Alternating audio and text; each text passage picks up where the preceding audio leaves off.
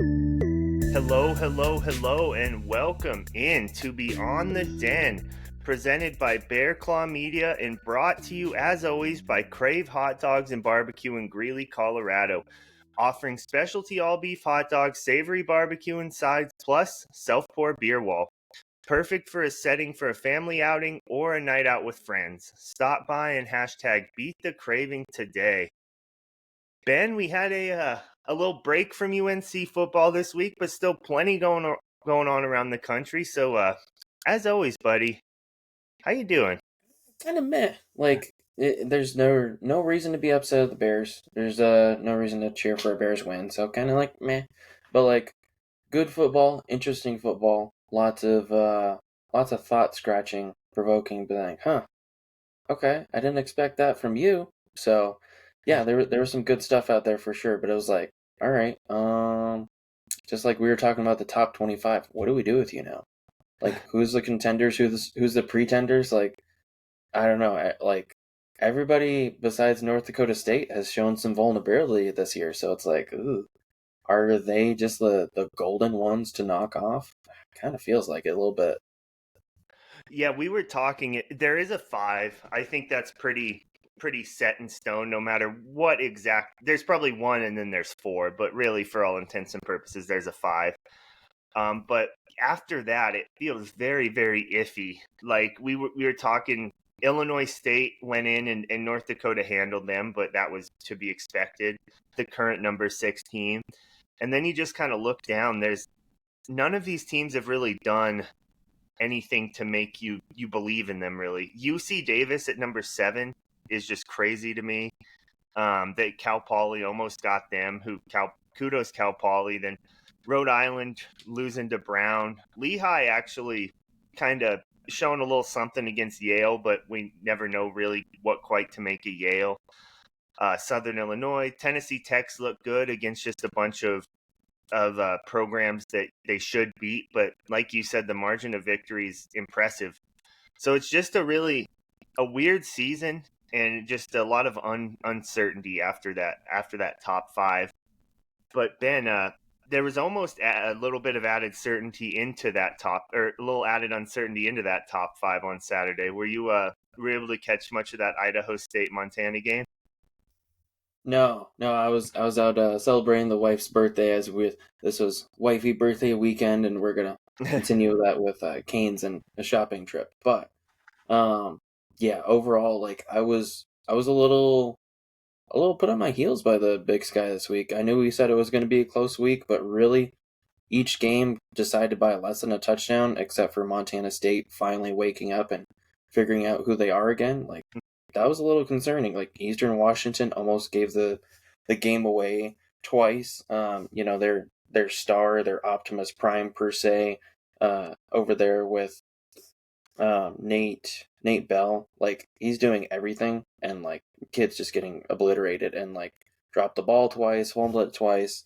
Like overall, just a weird week overall. I mean, like it's weird to see Eastern be a running team now instead of a prolific passing team like they have been for the past 12, 15 years. The UC Davis Cal Poly game, everybody poo pooing on Cal Poly. I put them at 25 last week, and they almost deserved another spot in it this week. I mean, Davis, good performance, but you can't let Cal Poly sneak in the door. And also talking about sneaking in the door, Idaho State looking exactly like we called it, like Montana Junior, just couldn't shake away that junior title.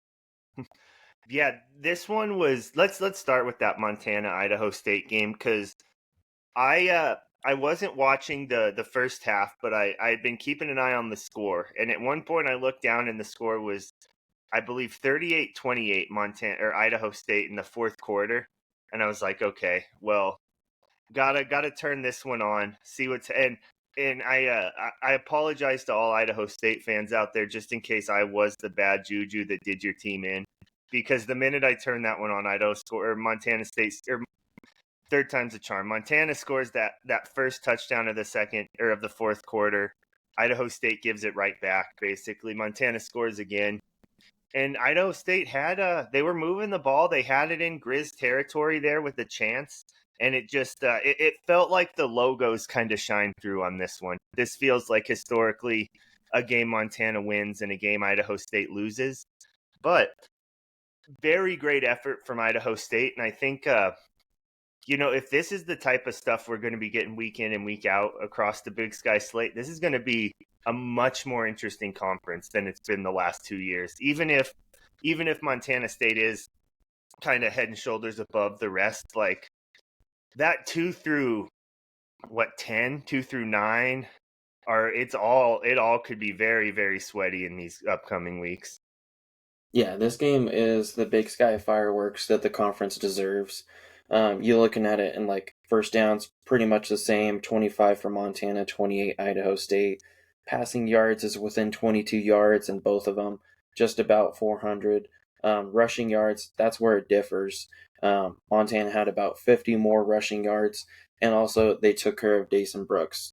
Literally, Montana, they took care of one or two issues that I brought up last week, as Dason Brooks cut us up for a million yards, and they kept him pretty in check. 15 carries for 51 yards. He still did sneak in 2 touchdowns, but we saw with that frame last week, like he's just a big burly guy. Like they say 5'11", 228.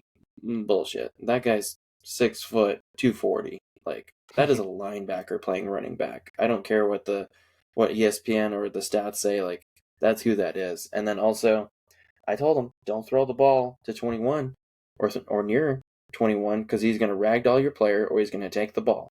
And sure as shit, Rylan Leathers took the ball for an interception. So, kudos on them. I think Idaho State across the board was trying their best.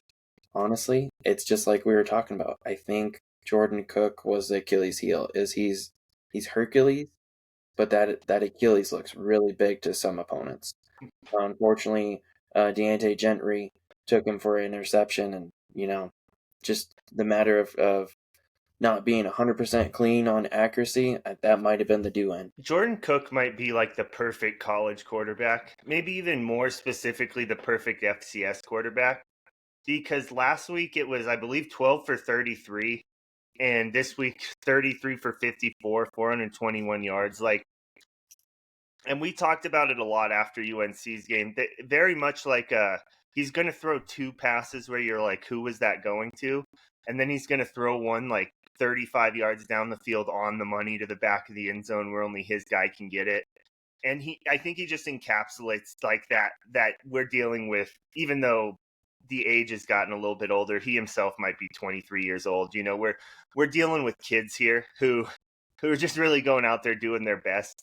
And I think that's Jordan Cook's like a perfect encapsulation of that, especially over the past 3 years where, he gets a lot of run, doesn't play much last year, kind of coming in the guy this year. But Idaho State again has a fourth quarter lead over a really good team.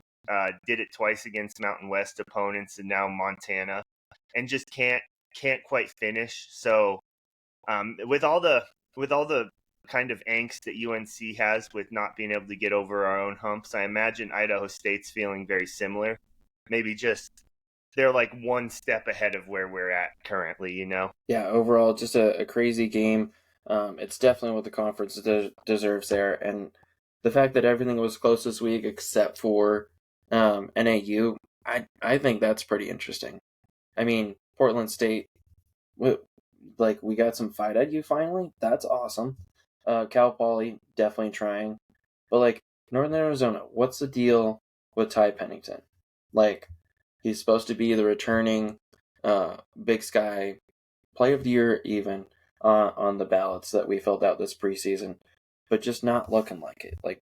Throwing 28 completions, but only getting 210 yards. And he threw a pick and no touchdowns. Just overall, this NAU team, they're hot and cold. They're like a gas station burrito that you didn't warm up for long enough. Get a couple bites in, yeah, it's warm. The middle's icy. Damn it. I think, yeah, you nailed it. And I almost wonder if this one's more Montana State's coming out party, more so than NAU not necessarily having a bad game. Because I think we've been waiting for Montana State for the past few weeks here to kind of show, okay, this is why you thought we are who you thought we were, basically, but in a good way. And I think maybe this is kind of their like announcement to the world that they're here, and that the Big Sky still does run through Montana State. I also think I'd be remiss not to mention that sick hurdle Julius Davis had. I'm sure if anybody's seen one play from this game, I bet it's that one. Uh, kind of down inside the 10, hurdled the defender and gets into the end zone. But I'm disappointed in NAU not putting up much more of a fight, but I wonder if this was always kind of how it was going to be.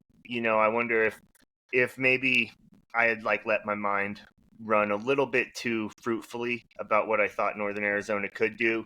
And this was kind of that reality check of, yeah, we're a good team. We're a top 25 team. One of those 10 through 25 teams that nobody quite knows what to do with us, but we're not quite where we thought maybe we could have been at this point. Yeah, I think that's a fair way to put it. I think the first two scores just right off the bat, a 90-yard punt return from Taco Dowler, and then Jabez Woods getting 80-yard pass. Like, you can't allow those mistakes early on. We know with UNC, getting Idaho State last week, we held them to 3. That was awesome. And then we went for 4th down when we definitely shouldn't have on our about 35, and gave them the ball right there, and that turned into 7 for them. So we went down 10 early. They went down 14. It's just you can't be making those early game mistakes, because good Big Sky teams are going to take that and hold it against you the whole game. Oh yeah, you can't be playing from any sort of deficit or with any like a hand tied behind your back. You got it. I think you nailed it, especially against a team like Montana State. But let's move on to UC Davis Cal Poly. This one, I think, weirdly enough, the FCS Sportsbook calculator had this at a 2-point spread, which made me kind of go, like what's going on here?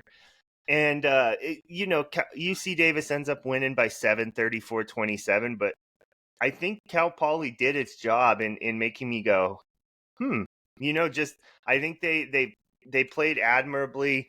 And I think overall this game and the one we just talked about, or not the one we just talked about, but 2 games ago with Idaho State, is kind of showing some of those bottom feeder teams that we've seen for the past 2 or 3 years are finally like turning a corner in their rebuilds. Similar to UNC, honestly, it's kind of a 3-headed monster. All 3 got new coaches coming in.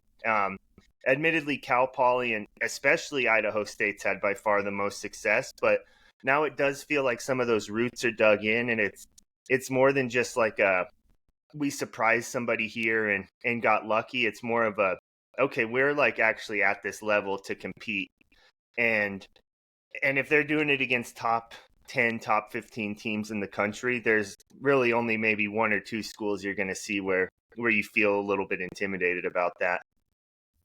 Well, and I hate to say it, but we have to congratulate Cal Poly for finally getting away from the triple option. Like, Bo Kelly might not be the world superstar or anything like that, but he's doing just enough to make them a dangerous passing team. Like, 20 for 37, not great, but like 251 and 2 touchdowns, like that's not their usual. Coming out here getting like 271 receiving yards and like struggling in the rushing game. Sure, that probably did hold them back from actually winning and whatnot, but I think it's a very strong performance and really shows that like 3-3, they're using the passing game. I think Cal Poly's finally turned the corner from all that deficit that they had of, trying to get away from the 3 Mustang backfield type deal of all that. Also, shout out to Caden Pinnick. Golly, he's really coming out here as a freshman and just impressing everybody. I think newcomer of the year, freshman of the year, however you want to put it for Big Sky Awards, I think he's squarely putting himself in the driver's seat. Very clean day, 21 for 26, 313 and 3 touchdowns. Also, he was their leading rusher on the day. Like, as much praise as we've given Jordan Fisher for looking like an absolute unit, and Carter Vargas also having some moments, Cal Poly might have a bit of a defensive line to take stuff away from, because Caden Pinnick was their leading rusher of the day on 11 carries for 60 yards, and the longest was a 23-yard from him, but also like you look at the other guys, the longest they had was 9. So Cal Poly doing some good work defending the ground game. That's going to be something that people need to take notice of going forward, especially if we transition to the last game of the week, Eastern Washington, where all they can do is run. Yeah, like you had mentioned earlier, Ben, Eastern Washington, it's weird to see them. For me, it's more so weird to see like the husk of a program they've become, but it's also weird to see like when they are moving the ball, how they're doing it. A lot on the ground. This one was kind of two teams that I had pegged coming into the season, and I was not alone in this by any means, but these were the two that I wrote down for these are going to be the most disappointing teams. And I think it kind of came through in that regard where like Portland State, man, it's sad over there. Like it's so uninspired. I get it. Like trust me, more than anybody else, I think we kind of can relate, Ben. And watching it from the outside, man, it's sure a whole hell of a lot better to be on the outside than going through it like we have been. But they at least 28-45 for their quarterback who Saga Politele, I believe is how you say that. So they have a little bit of, at least it's kind of fun. They can move the ball a little bit, but I don't think Eastern Washington is very good at all either. I think that these are the two worst teams in the Big Sky, and it's kind of crazy with really Eastern Washington has the Big Sky's most recent national championship, right? And it wasn't like it was a couple decades ago. It's just been such a fall for grace such a fall from grace for the Eagles. And maybe they were one of those programs where it was always bound to happen because they're not the Montanas, and they're kind of doing it by piecing together like special talent after special talent. But that cupboard's dry now, and boy, is it not super fun to watch. Yeah, this one was rough, and it's just turnovers could have decided this either way. I'm honestly surprised that Eastern was able to hang on to it. The fourth quarter just not having anything, and just putting all the onus on Nate Bell. It's not fair. We saw that last year is we put too much onus on one specific player, and it works for a little bit, and then he crumples, it gets hurt, or just in general it stops working, and it's just not fair. You can't put the spotlight all on one guy. But I mean, it worked this week. It worked for him. He also put the ball on the turf, like I said earlier in the pod, twice and lost it. You can't do that. But also, you can't allow the longs that they had for rushings. Portland State, like, I don't know if you got caught sleeping, bad assignments, substitution errors, what you're doing, but you can't have three different running backs have longs that are over 30 yards. Nate Bell had a long of 45. Kevin Allen III had a long of 50. Marquise Yates had a long of 37. Like, and all these guys were right about 80 yards or above. Nate Bell was at 17 for 175, had a 10.3 average for running, and all those guys scored touchdowns. Plus, Nate Bell through the air as well. So, even though he had a UNC type day, throwing 10 for 18 for 95, one touchdown, one interception, like at the end of the day, it's ugly, but it still got it done. So, I mean, if we lose to somebody like Eastern in a basketball type game like this again, I don't know. That's going to be heartbreaking because right now I think both Eastern and Portland State are reeling from the fact of just not having a competent quarterback plan and not having and kind of suffering from like just years of maybe not as high profile recruiting as they would like, kind of biting them in the ass because I think we had that a little bit when we were with the McCaffreys is we went too much for the big name. We went too much for the, ooh, who's the FBS guy that needs to like drop down and be a star here? Well, some of those guys never even caught more than 20 passes. I mean, not to dog on anybody, but the receivers we brought over, all pretty disappointing. And none of them made Dylan McCaffrey look like any less of a polished piece of rock than he was. He was just a shiny quartz in a pedestrian, middle income household. Like, and that just don't fly in the Big Sky. you got to at least be on the upper side of the block, close to the Joneses. Out here with Eastern and Portland, I think they're just reeling from it. They have an athlete in Nate Bell, but I don't think that Portland State has a chance right now in the Big Sky, other than just cleaning up mistakes and playing like true to ball football. And that's the only way they're going to beat these athletic teams like Eastern, where they're just kind of relying on certain guys to just show out and be the the Melo, the LeBron that just saves the day. Yeah, and that's a good point. And it feels, yeah, it just, that makes me think of Sac State. I know this is completely off. You're probably saying, Chris, what doesn't make you think of Sac State? You never shut up about those guys. But had that thought the other day. Like, I feel like Sac State is doing everything kind of right, the way you would say, like, this is how a school should operate, kind of in this landscape. And it made me think of, that was the exact thought I had when UNC hired Ed McCaffrey. Like, it felt like they were doing the thing all the schools that are good are doing. And, sometimes you're just not that guy, pal. Maybe you're just not the guy. And, like, you're not destined to be. Like, you have to do it a different way. And I wonder if there will be kind of a reevaluating of Portland State, but especially, I think, Eastern Washington. Because, like, Portland State, I think, kind of understands where they're at. I think both even. Like I hate to say it, like I love like Coach Best, and as much shit as I throw Coach Barnum's way, I feel like he's still like a decent coach, but I feel like it's getting to the point of kind of like the end of like Ernest Collins. Even though I feel like Ernest Collins still had some fight in him, I think the light in his eyes was just kind of going. It was just like, how many years can I get beat up and thrown around? And like, sure, I'm making good money and like I get to coach football and whatnot, but what does it mean if it doesn't feel good? What does it mean if it's just a ass product? Like, I know pot kettle. Look at the logo in the background. We've been asked for the majority of 2 decades at D1, but same goes across the board. Is like you got to come to a certain point where it's a reckoning of like, all right, consolidating. Like, are we okay with this? Is this what we're gonna send out to fans, send out to season ticket holders, and be like, yeah, buy that ticket? Mm, ugh. Like the diehards, the alumni, they'll do it. The other ones, I don't blame them. Yep, legitimately.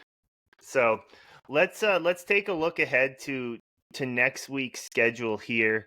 And I guess I could bounce I could bounce around a bit, but there's really kind of one more marquee matchup than the rest. Ben, I think, just looking at the Big Sky here, I imagine you'd probably agree. So let's just kind of roll through them in order until we get up to there. First off, we have Idaho State, the Bengal Kitties, heading to Montana State. Tough spot for Idaho State, coming off of a very emotional loss to Montana. The FCS Sportsbook, the Reddit, has this one at Montana State minus 18.5. And normally this is a spot where I would defer to you, Ben, but I, I'm going to go with Montana State here. I think the combo of them just being a better team than anybody else in the Big Sky, with a very emotional, I think Idaho State put a lot of their chips into the center of the table against Montana here, and to not be able to pull that one out is probably, it hurts a little bit hard, maybe carrying that hangover just a little bit into a game against the cream of the crop here in the conference with Montana State. Yeah, 18. That's I brutal. know. I know. I don't know. I'm still gonna roll with Montana State because I feel like, yeah, you might be right. It might be their coming out party, and here we are. Bobcats are back. Everybody else watch out. I'm not sold on. I don't know. I will take Montana State, but I don't feel the same reverence. I don't feel the same like fear from them as I do from North Dakota State. Like if UNC played North Dakota State today, we played Montana State today, like in two different universes, I feel like one's gonna be 59-10, and the other one's gonna be like 34-13. And I'm giving the edge to North Dakota State still. So again, not trying to bring the Missouri Valley up in our Big Sky convo, but I don't feel like they're solidified. I need to see more from Montana State. So I feel like it's gonna work, but they put the Grizz on the line last week, so I don't know. The Bengal Kitties are giving me a lot of thought. I think they have good pieces. I just don't think they can piece it all together for a whole picture. Yeah, I think that's a good way to put it. And I agree. I think if this was North Dakota State, the line would be like 24 to 30, somewhere in there, and I think that would be warranted. I think actually the scores you tossed out were like a perfect example of kind of the difference I see amongst those two teams as well. But I think when it comes to strictly the Big Sky, Montana State is that team. So I feel pretty confident in this one, but I agree. The Bengals have been very impressive this year, and I sure would like to see it be closer than that. I would love to see them have another fourth quarter lead, maybe able to take advantage, but I'm just not quite there yet and fully believing it. I mean, even for parity's sake, it would be entertaining to see them knock off Montana State. But Oh yeah. I feel like Montana State still has a better, just a more thought out, more thorough scheme, roster, and depth chart. All right, Cal Poly at Montana. Conveniently enough, Ben, another 18.5 point spread here. And conveniently enough, I think I see this one the other way. Like, I know going into Wagriz it's hell. It's gonna be rough. It's gonna be loud. It's gonna be physical for Cal Poly. But I don't think Montana isn't the world beaters that they have been, and really they haven't been that in the last decade or so. But they're not even as good as I think they've shown this year. So I'm gonna go with Cal Poly in this one. I don't have a ton of like Montana's like run game versus Cal Poly's D line or anything like that. Just feels kind of vibes based. I just feel much better about Cal Poly in this type of spot, and much worse about Montana against the Montana State. That's fair. Are we still picking against the spread, or are we still money line? Nah, we're going spread. Okay, 18 points. I'm gonna say Cal Poly covers it because Idaho State, and granted, maybe this has a shout out to um, what used to be Rainbow Road over in Pocatello. But over there, maybe Pokey's got something magical about it. Maybe that's why there's so many mistakes. Maybe that's why there was such a breakdown of fundamentals where you let Idaho State lead you into the fourth quarter. They felt better about putting the four up than you did. I mean, maybe there's something to it, but it was regardless of it being a road game, it was not clean. It was not polished. Defensively, it was not enough to win a quarterfinal playoff game. And I know that's early to start bringing up, but you got to get in that mindset of like, hey, you got to win conference. You got to smack people in the mouth in conference so you set yourself up well for postseason. Because like for a lot of these upper echelon teams, and especially Montana State, those expectations should be year long of like, you don't mess up this week because we're going for playoffs. We're going for that other trophy. Obviously, they have their own trophy, and that's very important too. But bar that, if you're going to be a top 10 team, and this goes out to Idaho too, because technically they're top 10 for a lot of people, you got to rise above. You're held to a different standard. You got to be in playoff mentality all year long. And last week was not playoff football. Not unless Idaho State comes out and like puts themselves as a fringe playoff team. Yeah, which it sucks because I feel like if Idaho State gets one of these wins, they are legitimately in a good spot for a playoff berth. But they may already be. It may be too late. Like it's never really too late, but it might actually be a little bit too As late long as for. we can get to 7 wins, it's never too late. It's just seven's not guaranteed. Yeah, and especially with the Montana State game coming up here. But yeah, let's move to. We didn't have a bear with us this week, Ben, but we still have a UNC game coming up. So UNC at Idaho heading to the Kibbe Dome, and Idaho is a 16-point favorite here. So interesting, kind of an interesting one because Idaho, I feel like has not looked nearly as good as some people would have hoped. played in a lot of close games, whereas UNC's the opposite, looked a lot better than most people I think would have hoped or would have expected, and also played in a lot of close games. Coming in losing a couple more of those, but if this game happened last year, I would have said, yeah, Idaho State or Idaho will win by 34.5, not a problem. But 16 this year feels much more doable for UNC. What are you thinking heading into this one? What was the spread again? 16. That makes me wonder. I feel like we've had a similar season so far. We should have an FBS win. They were very close and had some instances where could have went their way as well, and they could have an FBS win as well. Our strength of schedule is just a bit below theirs for sure. 2 and 3, both weird that we're coming at each other 2 and 3. This seems like the Idaho of old, but this is not the UNC of old. 1,100 yards on the year for Eric Gibson. Like, that's awesome. Like, I don't even know how we didn't even get to that last year. We got to like No, 800. So not just one that single alone to person. have 1,000-yard passer, I know that's nothing to be excited about. But for Bear Country, god damn it, that's fucking exciting. It's just we need to pick it up in the rushing game, receiving yards. We want to get more yards to Cheeks and get him close to 1,000 at the end of the year. But man, is that exciting! Sorry, I just had like a light bulb, and I was like, oh, haven't had that in a while. God damn. Joshua Wood's been disappointing. Like, he's pretty clean, but like for all the hype of him transferring in, I mean, he was on the player of the year list, he was on the quarterback of the year list for the preseason stuff. He's good, but he's not.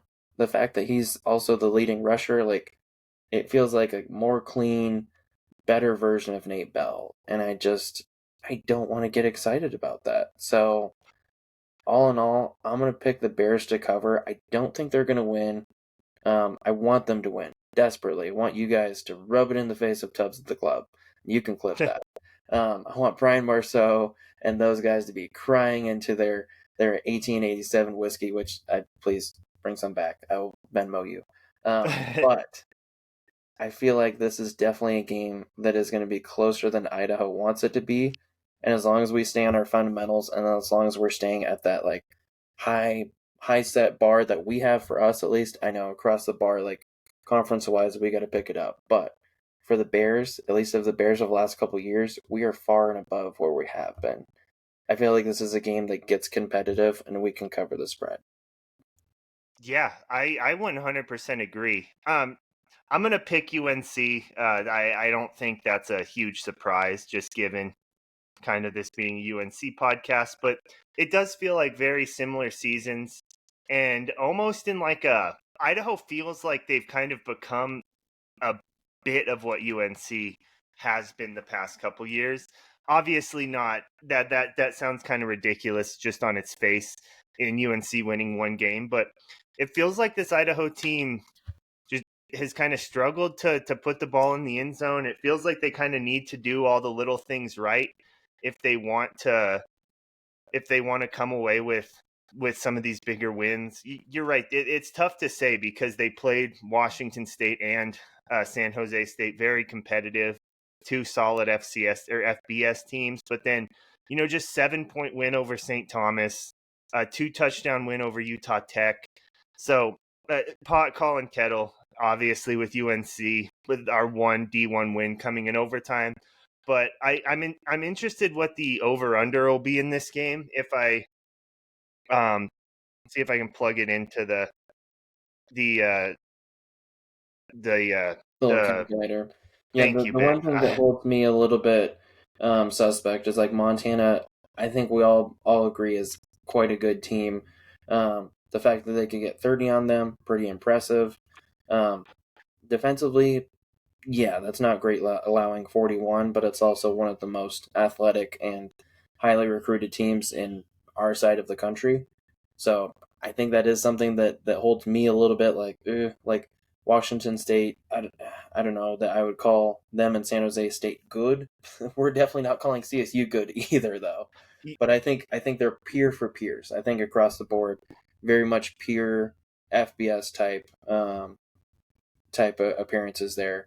The thing that just holds me back just a little bit is just their strength of schedule is a bit more refined than ours. Yeah, you're 100% right. They're a little more battle tested. Hopefully, the bye for UNC will get some guys healthy. What the spread, they have it at a over under 48, which they have their little predictor would be 32-16 Idaho. And I think I don't see Idaho scoring over 30 points in this game. I don't see UNC scoring over 30 points in this game either. So I'm not trying to say that like UNC is gonna come out and just run all over them, but I think this is gonna be one where it will be within striking distance late for one team or another. Like either UNC may be down a touchdown or a field goal with the ball in the fourth quarter, or they're up by like a touchdown and then it's real nervous because Idaho has the ball. And surely if that's the situation, they'll be driving. Well, And let's add another point layer to it because it's been close so far for the season. Let's add another point for the pick'em. I'm saying within the spread. You're saying within the spread. yeah, Okay, and spread 16. yeah. Do you I'm want to saying pick? Oh, go for it. I'm saying Idaho 34, UNC. I'll say 24. I feel like 20, but I'll go for 24. Okay. I'll go. This one feels like there's just going to be some tomfoolery. I'll say like 23-18.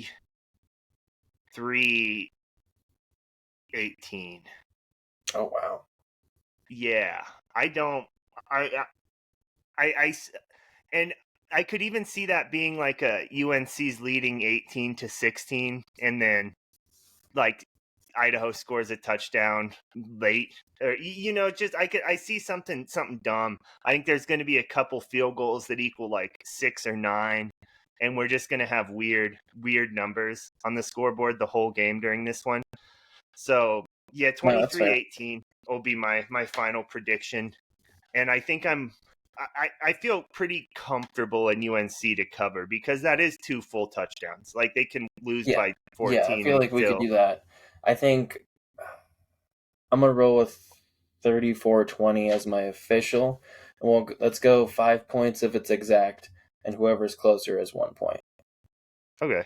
Let me get those in the 34-20 Ben and 23-18 Chris. Awesome. And yeah, I think hopefully the bye for UNC will have they moved the ball so well, man. And That's they the one just thing that haven't. really scares me is about our D line not being battle tested enough. Of course, they're brand new starters. It's a full new refresh. We've talked about that the whole season. They've been pretty good, but against Idaho State, they got bullied. Our O line, I still feel like it is a strength of the team. I feel like still very good players, just at different stages of development. And it's hard when you have like, okay, like Lincoln's next to me. I'm good. Like I'm solid. Oh shit. Lincoln had a cramp. Now I have Salvo next to me. Like still solid player, but he's gonna have different chemistry, different timing, different strengths and weaknesses. Like it's been a revolving door at the O line, and I feel like everybody's made an awesome effort at stepping up and being what they need to be in the moment. But last week was the first time where I was like, ugh, you like 100% got bullied, and this is supposed to be up here. Like when we got a little bullied at CSU, okay, fair, but like I still feel like we won that, even if it was 55-45 or 60-40 with the lines. I still feel like we had a more push than we should have had against an FBS team.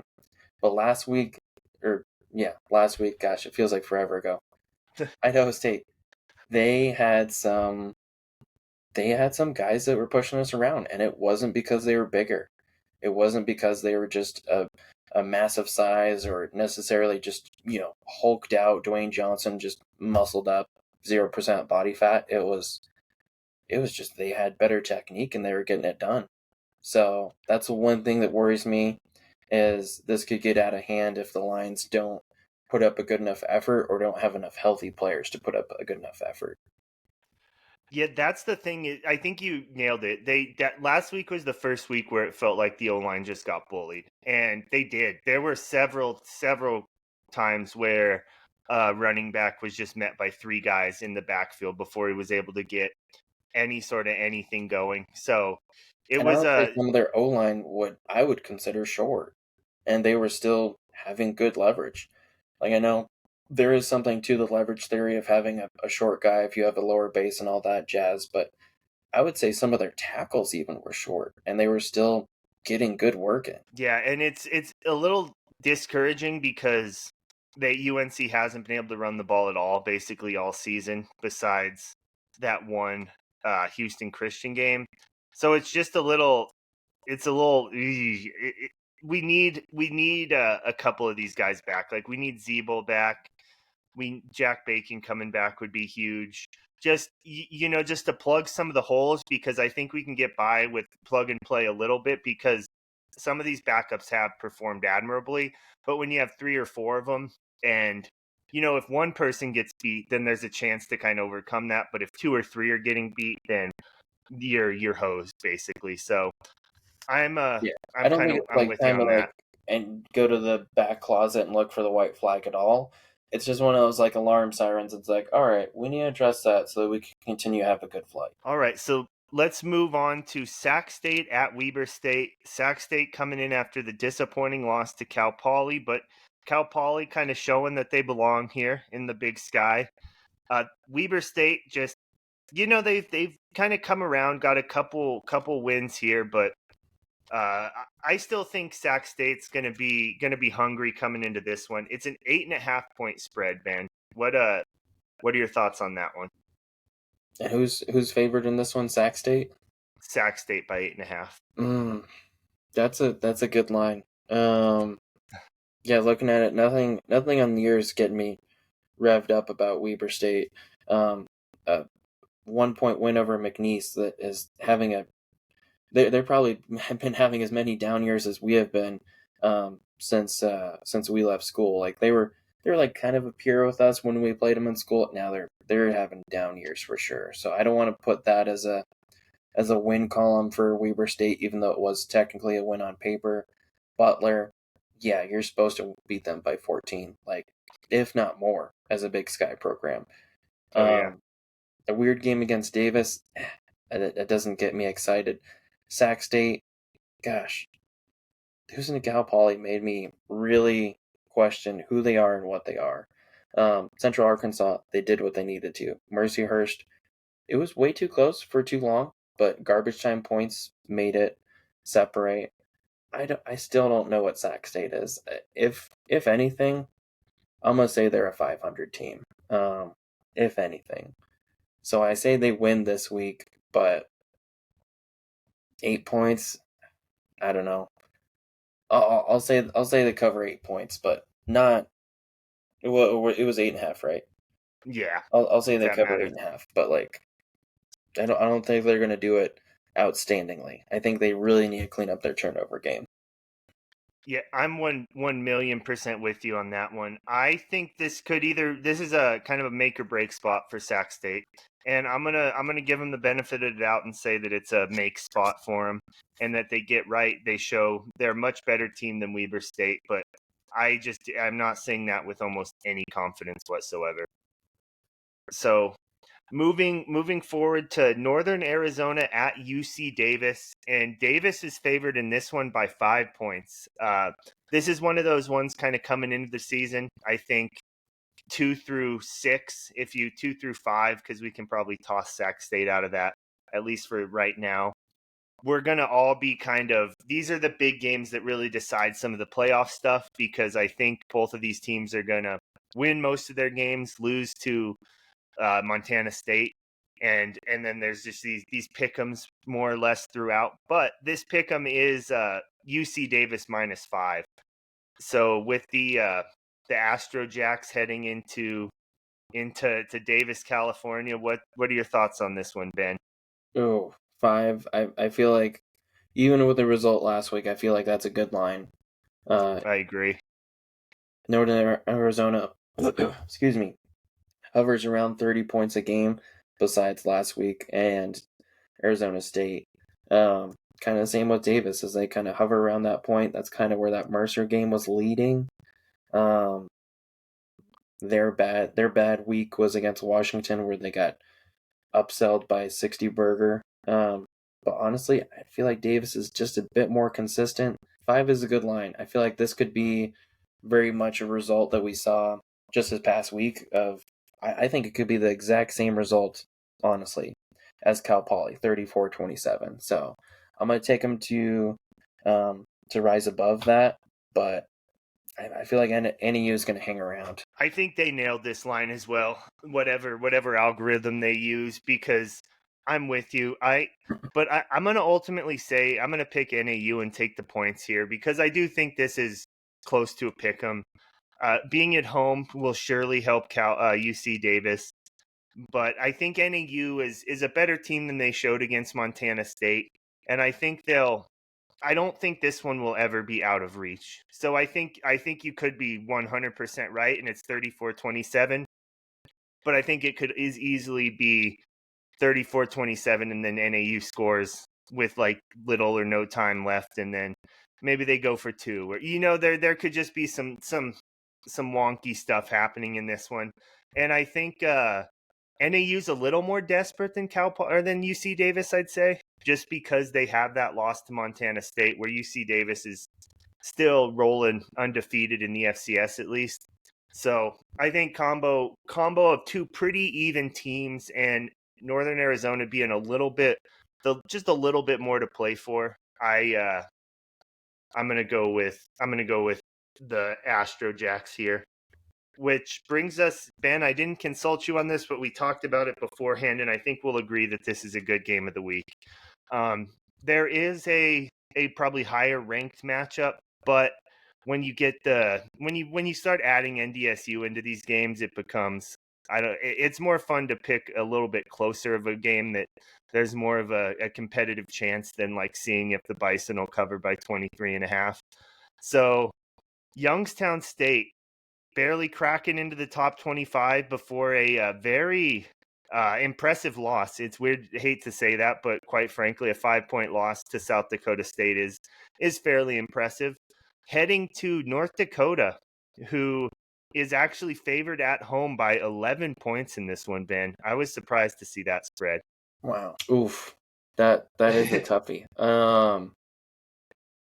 Man, I've been pretty happy with North Dakota all this season. Youngstown State's kind of been flirting around my 26 to 35 range for those players. Gosh, 11 points. I'm gonna defer to you, Chris. I'm gonna let you pick first. I'm leaning North Dakota, but I need to be sold why. Okay, so I will not sell you on that because That's I'm fair. going to go with Youngstown State plus the points. This one I was really expecting to be closer to a pick 'em. Um, I haven't actually given Youngstown State too much time, too much thought over the season. They kind of like you have crept into my should I kind of put them at the back end of that top 25 here recently, but I think that I don't want to say I think this is closer to a pick 'em because I think North Dakota is the better team, but I also think it's much closer to a pick 'em than 11 points, and I kind of expected to see it around that 5 that the UC Davis NAU game was kind of sitting on. So I'll go with Youngstown State, partially because I want the Penguins to win. I think I have a soft spot for them just because in like old college football video games before they did away with the FCS teams, that was one that I always kind of gravitated toward. But yeah, I'm gonna go with Youngstown State in this one. I think 11 points is more than generous for North Dakota, so I'll fall on that side. What are you thinking? You're making all good points, and I want to agree with them. I want to be there, but I'm just not sold. I'm on the Okay. North Dakota bandwagon. I'm sticking with them. Even when they're in Big Sky, I still kind of cheered for them a little bit because I was like, it's kind of like a neat school, and like screw the other Dakotas. Um, looking at the schedule, like they've had a similar year, the similar results across the board of like top 5 versus them. Like Youngstown lost by 5 to South Dakota State. Montana beat North Dakota by a point. It's good. Like everything, like numbers wise, like points towards Youngstown State being good enough to cover it. but I'm gonna go with North Dakota. I'm gonna roll with it. It feels like it being in Grand Forks might just be enough to decide it. And then we get some garbage time points. All right, so let's move forward to ripping apart Ben's top 25 once again. And I will say, heading into this one, I'm probably going to be much kinder on him this week because I'm in the same boat. It's tough out here, man. I It's was gonna tough say, out Chris, here. I actually have a little surprise for you, which we talked about earlier in the week, and I gave you no preview on. So you are going into this Oh, blind. Big okay. Sky buy and sell. I know what. Yeah, I was gonna say I know what it is. I don't know what you're gonna pitch me on buying or selling, but let's do it. Do you want to go into that first, or do you want to talk about the top 25? Yeah, no, I want to jump you. I want to catch you off guard. Oh, Especially hit since the me. first one is about your favorite team that's not the Bears. Chris, buy or sell? Sac State goes above 500 this season. I will buy that Oof. because the 500 bar is just low enough. I think that if we're being honest, what are they sitting there? Let me find the beginning of this year. They started 0-2, so they then 1-2, 2-2, 2-3 right now. I think Weber State's a win. That's 3-3. I think UNC is a win. That's 4-3. Say 4-4 lost to Montana. 5-4 with a win over Eastern. 6-4 with a win over Sac. Then they have Idaho and UC Davis. I think pulling let's take the loss off of that Montana game and say they have to win one of the three, Montana, Idaho, and UC Davis, and I think they can do that. I think that's enough to get them to 6 wins. Or I guess I should ask, was the phrasing above 500 or will go Above 500? 500. So they have to win 7 games then. So they need to get to 7. That's a little tougher then. I'm still going to buy, but I really don't feel good about it. Is where I'm at in that. They need to go, what's that, 5-2 to finish, and I think they have three should be wins, and then 3 toss ups. So, I'm gonna buy, but that makes me feel really not good about it. Is where it's just really not good about it. I was looking ahead a little bit, and I was like, "Ooh, he has to say something spicy for this to be true." So, yeah, I'm gonna be selling that one. I'm gonna say 6-6 is their ceiling. I can't argue too hard with that either. Weber Is the State, they sad part. should win. I feel like the Bears have a chance, but they should win. Montana and those guys have a weird relationship. I think that's the one gotcha game, if there is a gotcha game in their bag. Eastern, that's a win, like no doubt. Like just from what we've seen so far, unless they get Yeah. like out athlete, yeah, that's a win. So is Sac State. Idaho, I think they're a little bit of an unproven product. So like them going to Sac State might be a little scary. Like I think I believe in it more than you do, but I'm still gonna sell it. Okay. Okay, that's a good one. That was a really good one to start off with. And then let's see. Looking at it right now with the standings, 1, 2, 3, 4. Because I wanted to see where we're at. Chris, buy or sell? The Big Sky gets more than 4 playoff teams, so we'll get Ooh. 5 or God forbid a 6. But I don't think that's gonna happen. I don't think it's mathematically gonna be possible. I'm gonna buy it on 5. I'm gonna buy it on 5, and it's gonna take. And it's gonna be Sac State's effort. No, it's gonna throw out Sac State, which Oh, contradicts the previous one. So if all those other teams kind of win the correct combo of games against themselves and then beat up, all of them do end up taking care of business against Sac State. I think that will be enough to keep the 5 in. With Montana State's pretty locked in. Montana's locked in because their schedule is just a cakewalk. softball. Then UC Davis, NAU, and Idaho are the other 3 that I think. I think if all 3 of those can take care of business against Sac State, they will get in. And I think that just kind of the narratives coming into the season are heavy enough almost that I think unless one of them just like really kind of messes up somewhat, like has a big bad loss or loses to all 3 of the they're like kind of 50-50 games. But if not, I think 5 is doable. I think they're all but guaranteed 4, which I'm sure is why you set the number where you did. And then Chris, buy or sell. Uh, and for my record on that, I'm gonna say I don't feel good about it, but I'm gonna sell as well.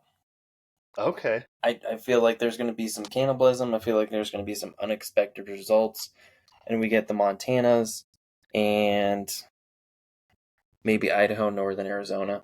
I don't feel good about the rest of it. I think everybody, especially after this past week, I feel like there's some results out there that are going to come and we're going to be like, whoa, okay, didn't see that. That got really messed up. Or, wow, they played above their level this week. The last one is the Big Sky sees a non-quarterback win Ooh. Player of the Year. Ooh. Because I'll be honest, I'm going to buy the heck out of that. I'm good. I might double buy it. I might buy it 3 times because I'm like, besides Ayat, maybe Lamson based off of accuracy, not based off of yards or touchdowns, maybe. Joshua Wood, certainly not.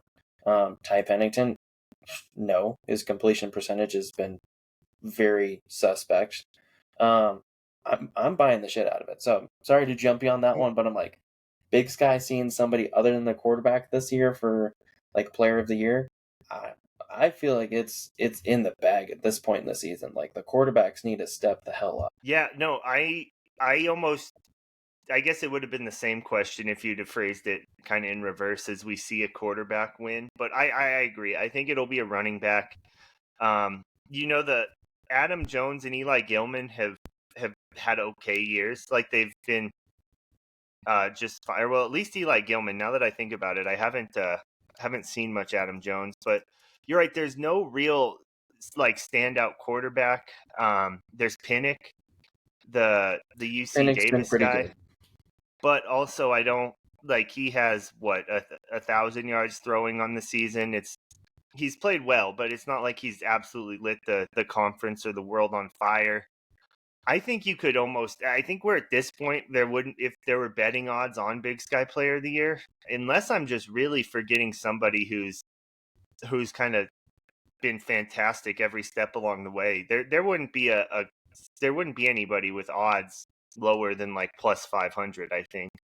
Am I crazy? There's just no like front runner at the moment. Because right now the leaders for rushing is Gilman, Brooks, Idaho State, and Nate Bell, Eastern Washington. Um, Gilman is at 590, and the rest are below 500. And then, of course, the Big Sky website's a little rough. Passing, passing. There's lots of yards out there. I mean, Ayat 1,400, Jordan Cook 1,300, Ty Pennington 1,500, but percentages all like 65 or below for pretty much. Like Lamson 72. He's good at completion percentage, but like I don't know. I just quarterbacks aren't knocking my socks off this year. No, you're right. There hasn't been one of those. And for reference, touchdown to interception ratios for Ayat, Cook, and Pennington in ascending order is 8-5, 6-5, 9-2. So honestly, as much as I'm shitting on Pennington, like really like besides his 61% completion rate, like not bad. Cook's is 54, which I think we helped with quite a bit. And then like receivers, we have people are just starting to hit 500. So Michael Briscoe hit 529 this week. Michael Sulikov, Idaho State, hit 519, and Colby Caddis, NAU, just below at 486. The rest of it very wide open. Like not a lot of competition behind that. And receiving, and rushing. It's a bit of a rushing conference this year. Jordan Fisher kind of fourth behind there, but honestly, if I had to say, like it's going to come down to probably. I think Gilman's a front runner right now. I'd say 590 so. yards, Yeah. 6.8 average, 9 touchdowns. So I think that's kind of where we're at. Is it's unless somebody really shows out, like I think quarterbacks are in trouble. I think they have some significant competition. You're probably right. I think if I had to guess now, I would say Gilman, who, again, that may be a like a testament to how good he actually is. That he's just had two really good seasons, the last two, last year and this year so far. And I've been like, yeah, you know what, like whatever. It's kind of like what I'm expecting of him, which shouldn't work against him, but maybe has. So I think Gilman, you're probably right, is a pretty not heavy front runner, but the leader in the clubhouse. I also still wouldn't be surprised if we looked up at the end of the year and Ty Pennington has like 20 20 to 25 touchdowns, four He's gonna have to lock interceptions. in. Has like He's got a good start. I think he has the best start of the quarterbacks right now, but he's gonna have to lock in. if he I has think one, I could see him have one 5 touchdown game and kind of, I don't know who that comes against, but I could see him having like one big game and separates himself from the rest of the quarterbacks, and then he's from there. probably the nominee for quarterbacks.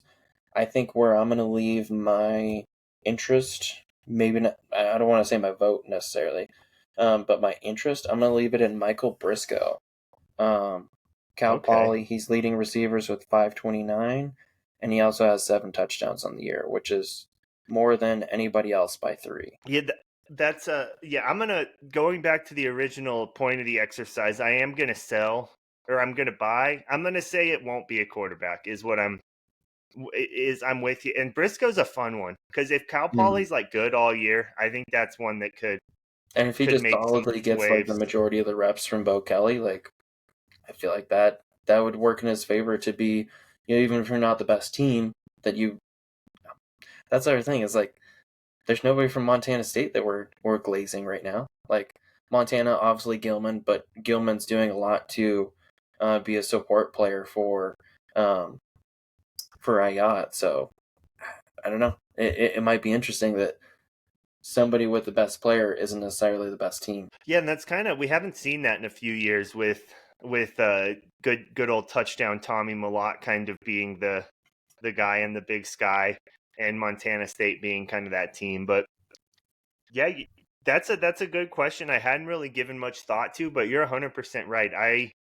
It, the chances of it going to a quarterback, at least as of right now, are well under 50%, I'd say. All right, so let's move forward. Ben, you filled out your top 25 this morning. I have been looking through it, and I've really been looking for something to cling on to kind of give you shit about, but I really just don't have anything. I think Lehigh. I'll put this up on the screen, but it's the same top five that everybody has: NDSU, SDSU, Tarleton, Montana State, Montana. There's 3 through 5 probably have had some wiggle room, but then Southern Illinois, I've been high on them. I can't complain. Lehigh, they proved it. They had probably the biggest win of any of these non top 5 schools. So I think that's very fair. Monmouth 10 kind of stood out a little bit because you've been kind of a little leery on Monmouth's, like being worried that a lot of their hype is around not worried, but with some of their past success, worried that the hype is more on the logo than what they've done on the field. But it feels like maybe you're coming around to Monmouth a bit.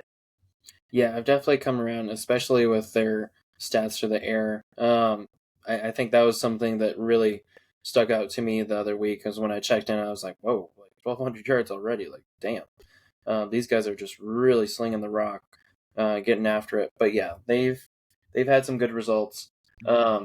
Just this past weekend was less than I would want to see from them, but still being able to put up 49 points, that's important.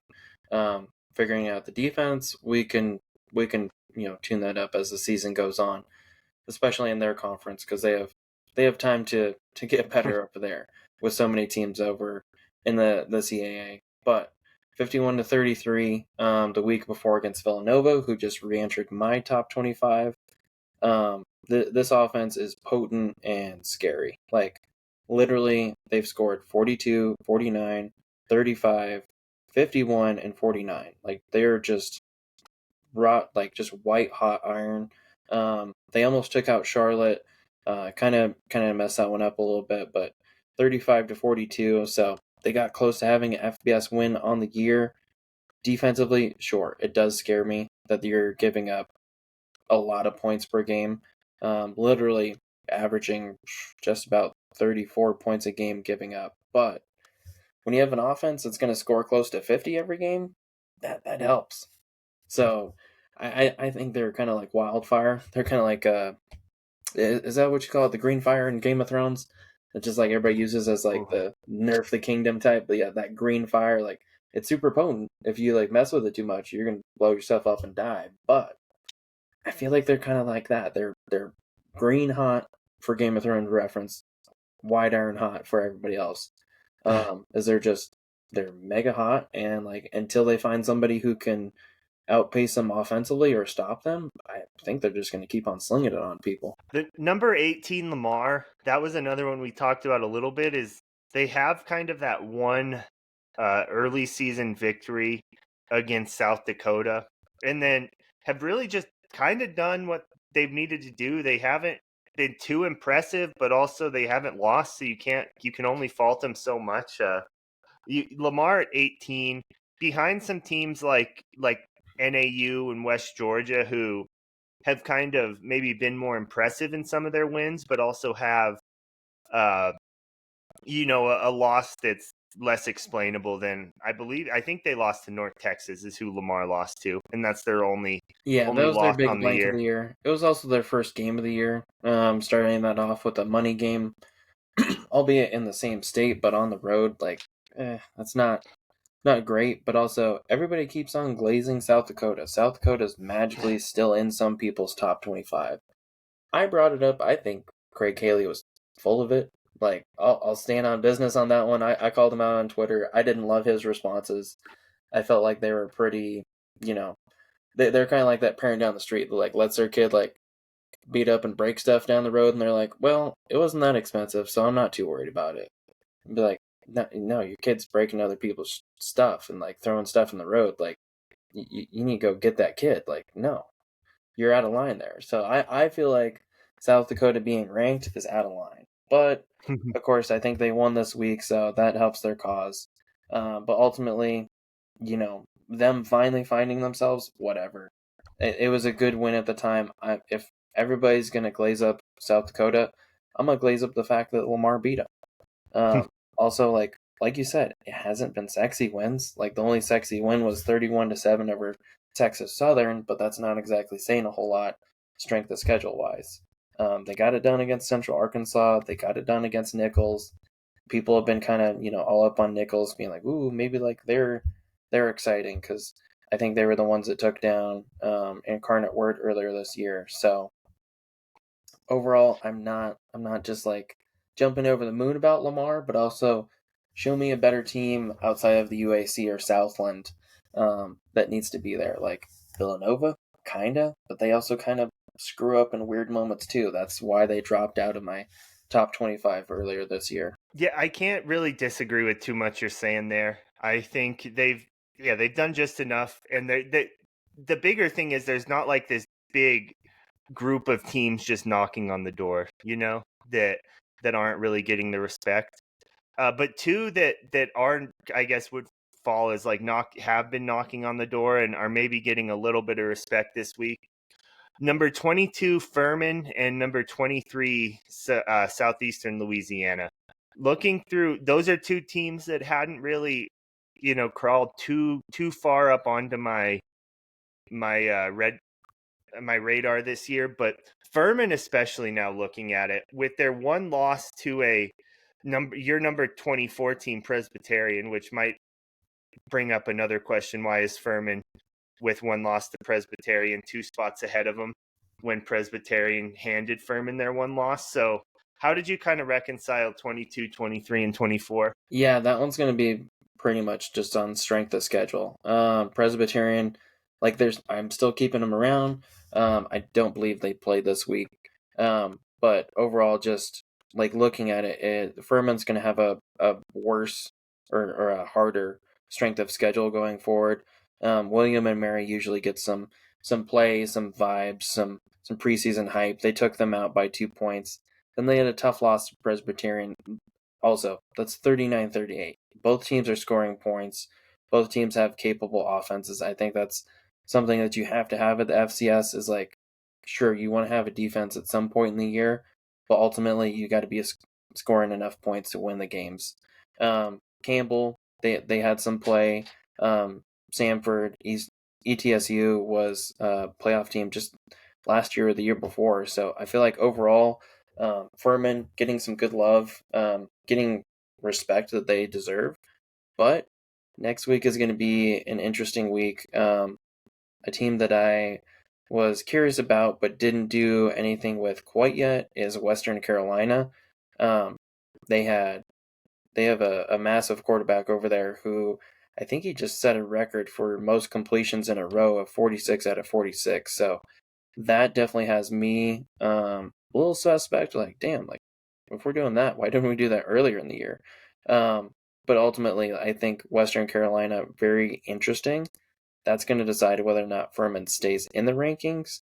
Um, those are one of those teams like they they have good performances. They have like opponents where they Western Carolina performed well, but they didn't win the games that they needed to. So ultimately, the Catamounts are not in the poll, but Furman is. That might change next week depending on that result. As far as like just Presbyterian not being above Furman, it's all just kind of like strength of wins. I would say Presbyterian um, going to be is going to be the winner on that side, but also like going forward, they don't have as tough a schedule, so they're just kind of they're going to stay in my top 25, but they're going to hover. Like Mercer, I'm not sold on Mercer even though they keep winning, but yeah, like Presbyterian having a good resume, just like you said, like Mercer, Furman won those two, sick. Then they play non FCS teams like below, and it's like sure you beat them by a million, you also beat Morehead State, but they're not like huge notable wins since they started their season so hot. So I love those first two wins. Those first two wins are what got them on the poll for me because a lot of teams or a lot of other people might not include Presbyterian. You know, like the Patriot League teams that are doing good right now can't really include them unless they've done something monumental just because of like strength of schedule and whatnot. I honestly can't argue too much against that, but it's tough. Those last, I say it every week, the last 15 through 20 are hard. The last like 3 or 4 are especially hard, because there's a team at 26 that's just as good as the team at 22, but like you have to draw the line somewhere and make some of these cuts, and 25 shows up on the graphic but 26 doesn't. So And also it's next week, Presbyterian versus Butler, 5-0 versus 4-2 in the Pioneer League. That will help decide whether or not they're supposed to stay. Like peer versus peer, like how legit they are. interesting versus interesting of like both good records. That'll help kind of narrow down whether they're for real or need to hit the road. All right, anything? I think we yeah, here we are at about an hour 15. We covered just about everything across the country. Anything you want to get off your chest before we get out of here, Ben? No, I think we covered it well. Interesting football. I love that the Big Sky is spicy competitive. Like I think we expected like senior versus junior last week, but like it kind of ended up like that. Like touchdown a piece across the board. Just want to see more football of that. Unless it's my picks, then no. Yeah, and Ben, we next week it may be a little tough to watch all of these games because we'll be tuning into UNC. But if you are looking for a place to watch some games on Saturday, Crave Hot Dogs and Barbecue down in Greeley, Colorado. It's the perfect spot. TV's all over, great atmosphere, big place. Like it's typically got a decent crowd in there when we go in after games, but you never feel like you're too packed in there because it's a good sized joint, and Big just enough for a overall, family reunion. literally big enough to come play poker on Tuesday or anything like that. So go down there, give them guys a shout out. Zach Block known hot dog guy if you listen to the podcast that posted on Monday. So he gives a good review. So yeah, go down there and check it out. Heath and Todd, good guys. Go give them a little bit of business. And as always, if you like what we're doing here, please, please, please like, comment, subscribe, review. Tell your mom to like, comment, subscribe, and review. And if you don't like what we're doing, Ben's DMs are always open. That is at Bear Claw Media on Twitter. Have a good one.